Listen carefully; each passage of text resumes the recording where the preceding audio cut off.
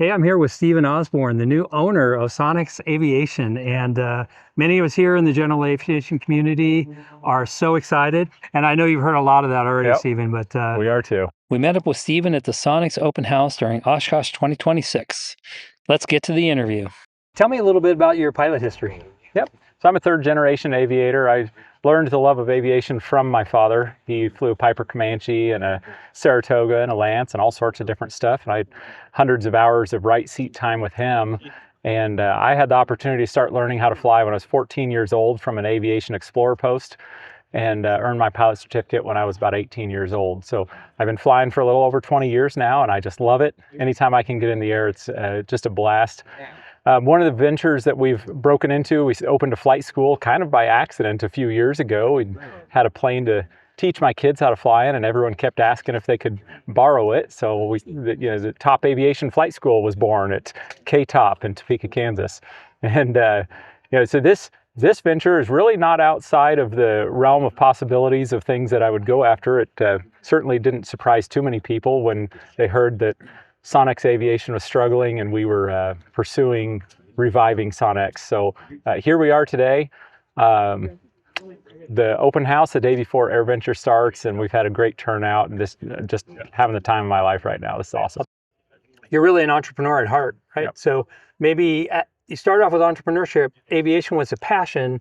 So you kind of use your entrepreneurship to serve your real purpose, which is getting up in the plane and flying, right? Absolutely. So at our flight school, the fun thing about that is that the whole goal of the flight school was two pieces. One was to share the fun of aviation and just get more pilots out there. And the other side was, as long as it made enough money to pay for my flying adventures, then I was happy. And I had a Piper Comanche, still have, and love to fly it. So the flight school covered the cost of that, and I got to fly for free. So this was great. Well, now with Sonex Aviation, we get to build the airplanes that we're going to be flying, and a whole new dynamic to our entrepreneurial mindset of all our companies. So this has been a fun blast, just wonderful time here. We retained the majority of the staff from the former company. We've even brought in a couple new people, and the company is growing and kits are selling. So it's been very successful so far, and we're excited for the future. Are we going to see a 8-cylinder Sonex plane in the near future? Okay, so great question. So we do have a few future design concepts in mind. There's things beyond the Phoenix that will be coming. Right. But as of right now, we can tell you the Phoenix is our #1 focus, as well as just getting parts and support to our customers. There's still 700 airplanes, we believe, that are flying around the world, Sonex aircraft. Yeah. There's about 2,000 kits in progress in varying stages. And our goal is to increase the Sonex flying base by about 1,000 flying airplanes over the next 10 years. Now, that is a lofty goal. We may not achieve it, but we might. And the more airplanes we have flying out there, the better our ability is to provide parts for all of them. But here's 4 planes coming in right now. There is the Red Bull DC-6. That's pretty awesome. Red Bull DC-6. Oh my gosh. Who would ever thought? As we're standing here. So, I mean, it's AirVenture. This is great. So right now, the #1 focus is the Sonex Phoenix, which, as you know, just a couple hours ago, we announced the reintroducing, the rebranding of the High Wing. And yes, it is a high wing airplane, but we thought, hey, we need a name for it. And we thought with the closure of the former company, the opening of the new company, we thought the Phoenix was appropriate, and everybody seems to love it out here. And it's been wonderful. There wasn't really much time for ashes, though, for the Phoenix to rise from, because you guys did this acquisition incredibly quick. We did. What was that like? I mean, how did you make this decision so fast? Well, in a typical business acquisition, you have a minimum of 90 days, usually 6 to 9 months of analysis, and you go through financial statements, and you go through orders, and you do inventory controls, and there's just a lot of paperwork and back and forth with attorneys. And what I found was really refreshing with this deal is the adverse parties, a legal term for the opposing parties, the adverse parties were not. What I mean by that is everyone worked together because we knew that jobs were on the line. The people that were here building Sonex aircraft, some of them had left and came back. Others had job offers ready to go, and they were leaving. And we knew we were down to the hours of getting this deal closed. So our attorneys on both sides were saying, hey, slow down, let's think this through. And myself and the former owner, we said, no, we do this now or it'll never happen. So 21 days of closure. We've been reopened for about 78 days now.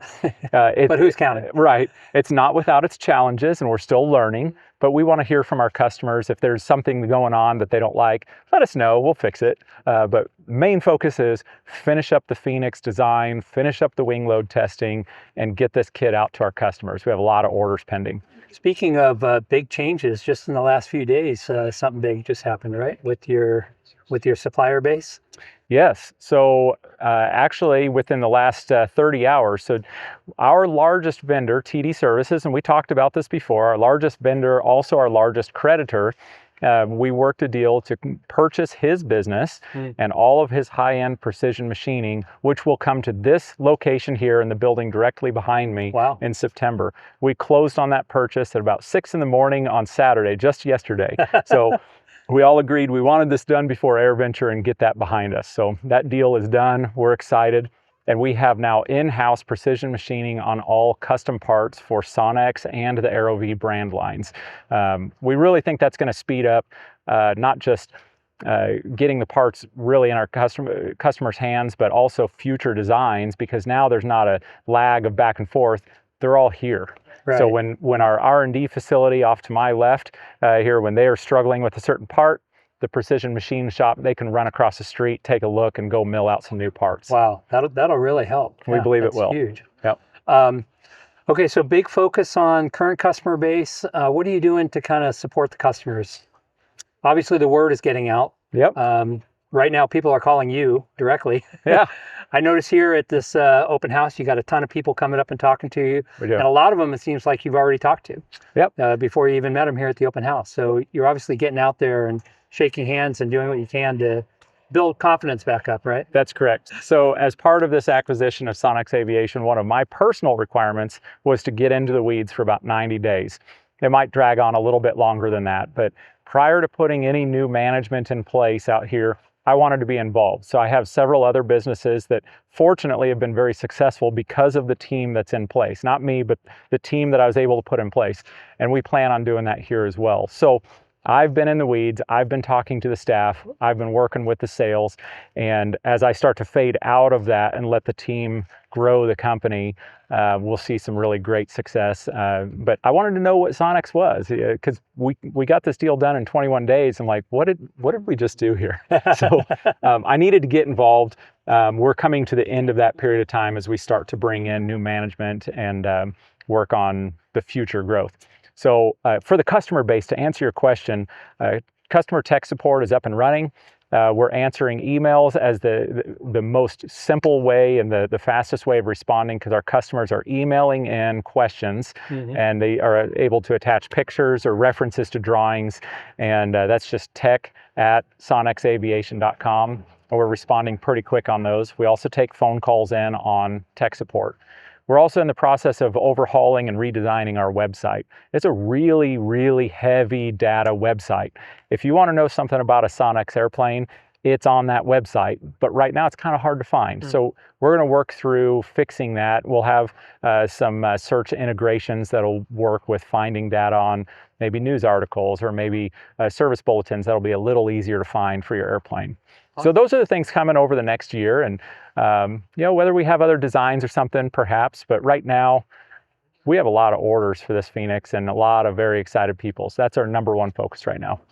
One thing I heard you say recently was now is the best time to get in your order, because basically you're in the eager, hungry phase. Nothing's going to get cheaper over time, right? So if you wanted to get one, now's the time to get it, right? Yeah, this is a great time to get in. I see these airplanes as an investment. So what you're investing in is not just an airplane you get to fly in, but you're investing in your future, your kids' future, your grandkids' future, something that you're going to build with your own hands. And you don't get to do that with a lot of other things in life, not like this. If you want to build a house or something, that's okay, but you can build an airplane and go somewhere. And the world becomes a much smaller place when you have that airplane and you can travel. Pricing does go up. We have inflationary costs that are hitting us. We have some tariffs that are hurting our rivet costs. And so, yes, there will be some minor price increases. Anyone who commits to a full kit right now through August 9th will be locked in at our current pricing. Wow. So it's a 30% deposit on the Phoenix, and they'll lock in on the current pricing.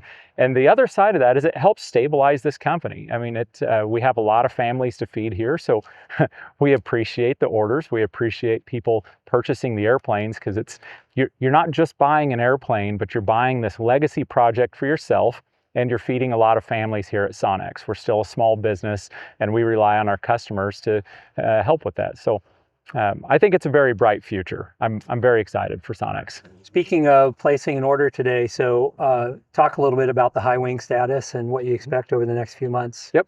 So or the Phoenix, I should say. The Phoenix. Well, it is our high wing airplane. Yeah, yeah. And as of right now, it's our only high wing airplane. So we did start wing load testing earlier this week. So as we get through it, we have to balance finding perfect design versus functional, and we want it somewhere in between, because perfection, we'll just never have it done. Most airplanes are not perfect. There's always going to be something. So we got the first 3 stages of the wing testing done out of 25 to 30 stages. And at the end of the 3rd stage, we identified a few attach points on the wing to the fuselage that we'd like to address before we go any heavier weights. So we've been up to about a 4G load rating already, which Wow. is great. Mm-hmm. Our goal is a +6 -3G load rating, so we can have aerobatic capability. Wow. Now, as you can imagine, as you see this airplane behind me, you have a fuselage hanging under the wing. Right. So as you turn and you have a high G load, that fuselage will want to break away. Right. That's very, very important that those 4 attach points are really robust and hold that fuselage together. It's not the same problem as a low wing airplane. Right. This is a unique thing to Sonex. So we're taking our time, we're doing it right. And then once it's right, we're going to get those kits pumped out to our customers. And you guys have a quick build option too. We do. Yeah. Yep. So the quick build option will take you up to 49% pre-built, depending on if you want a full quick build or just fuselage or just wing quick build. Now the wing and the fuselage are built kind of together. As you'll see from some of the pictures in our R&D, the wing is actually it's a part of the fuselage, and then you have your outboard wing sections that attach in. Okay. So you kind of build them all together. But the quick build will complete 49% of that airframe for you. And then you would move on, you as the builder would finish 51% of that airplane. You're doing a lot of commuting back and forth from Topeka to here. So. I am, yep. I fly between Topeka, Kansas and Oshkosh about every other week. Okay. And I'll spend a couple nights up here and check on the team and help where I can and get out of their way. Awesome. So I never tell them when I'm coming, I just show up. Perfect. So they'll come in here in the morning and the plane's parked on the ramp and like, okay, Stephen's here. I forgot to wear my tie today. Right. Yep.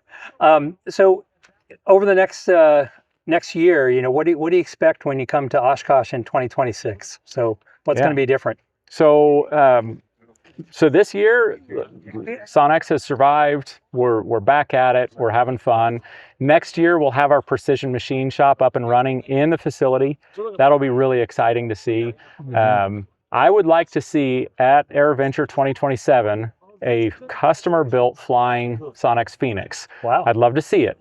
It's aggressive, but I do believe it can be done. And there's a few people who think they can get it done. Awesome. So the race is on for us to get that full kit out to everybody. Right. And then the race is on for the customer. And back to your earlier question, what about customer support? So we'll have a lot of customer support with both our R&D, design, and our tech support guys that'll be available if somebody's running into trouble or problems. We want to see how the early kits are going if there is an issue. But currently, we have our tail kits going out and have had great success. The tail kit weight testing, very successful. The builders have been doing great. Very few complaints at all. If anything, the only complaint was that we didn't ship it fast enough to them. Right. So that's a good complaint to have. It is. So if somebody wants to get their feet wet and they're thinking, I don't know if I'm ready to commit to a full kit, or maybe this is the time, I can tell you, just start with a tail kit. It can be built in as little as 30 or 40 hours, as much as 100 hours, depending on your skill set and your tools. And then you have a tail kit there. And if it doesn't work for you, your investment, your startup cost is very low. But if you do want to continue, you've got a huge head start because you'll have all the tools set up and ready to go. All right. So awesome. If you want to build a Sonex, tail kit is a great way to start. or any one of your other planes. Any of them. Yeah. Yep. All right, great. Thanks a lot for your time, Stephen. Thank you. Appreciate it. Look forward to an exciting, your first Oshkosh as the owner of Yep. Sonex Aviation. Appreciate it.